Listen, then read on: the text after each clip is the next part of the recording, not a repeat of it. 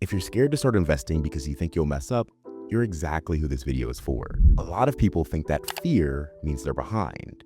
But according to a Federal Reserve survey of over 12,000 US adults, 54% said they're not comfortable or only slightly comfortable choosing and managing their own investments. So if you've been staring at a list of funds thinking, what if I picked the wrong thing? You're not alone. And here's what I want you to walk away with: a simple starting point that you can set up in one sitting, and guardrails that keeps fear from turning into an expensive decision later. And that second part matters far more than a lot of people realize. And I'll show you why. My name's Obi, and I've spent almost a decade studying finance and several years working in the field.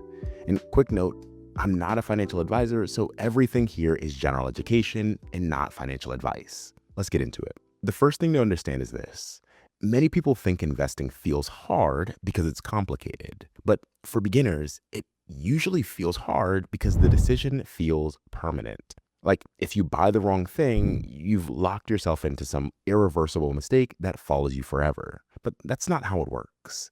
You don't need to know everything before you start. You need to reduce the decision down to something small enough that you'll actually do it. Because right now, fear is making you treat the starting line like it's a finish line. In the beginning, consider starting with an amount so small that it doesn't feel dramatic.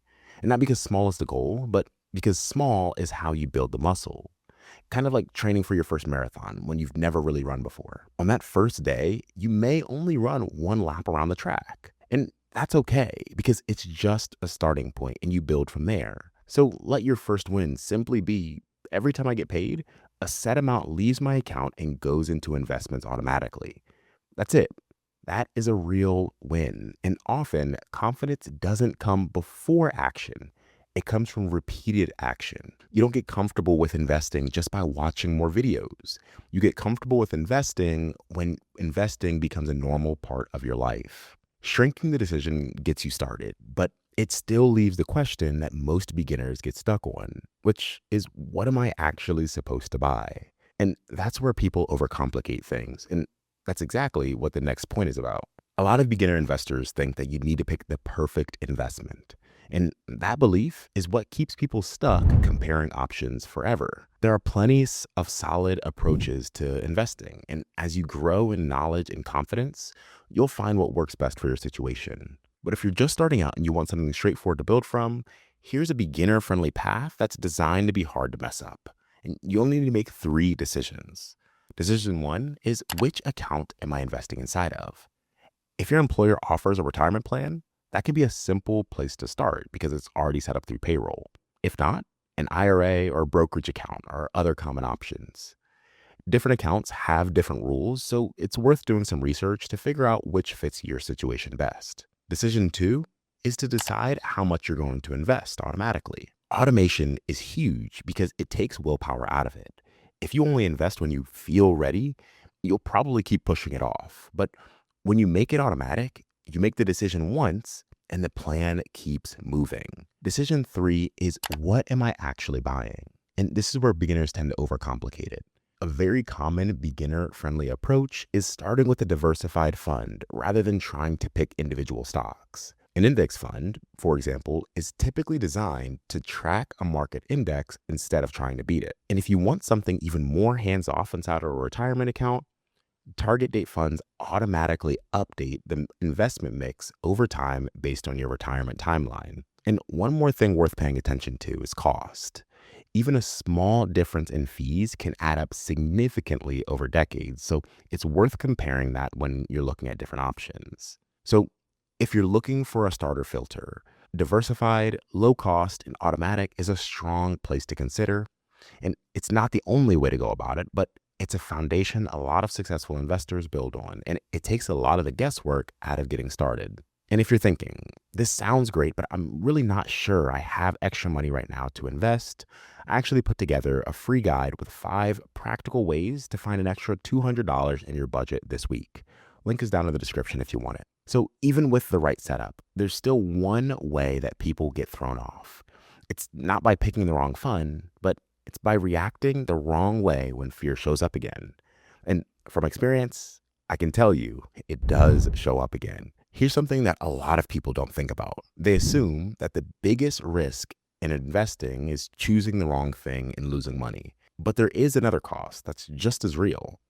And it's the cost of waiting, the cost of jumping in and out, and the cost of panic. JP Morgan Asset Management has an example showing how missing just a handful of the market's best days historically had a major impact on long-term returns compared to staying invested. And what makes it worse is that many of the best days show up close to the worst days. So if you panic and step out during a rough stretch, you increase the odds that you miss the rebounds too. And that's why fear is so expensive.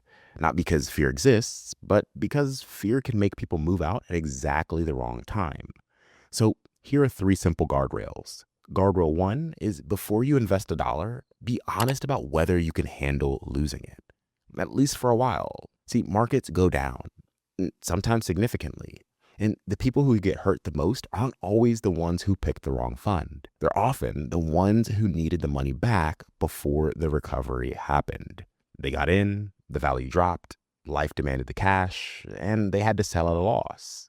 That's the scenario you're trying to avoid. So if the money is earmarked for anything short term, an emergency fund, rent, a purchase you're planning for soon, keeping it somewhere safe and accessible is typically a better idea.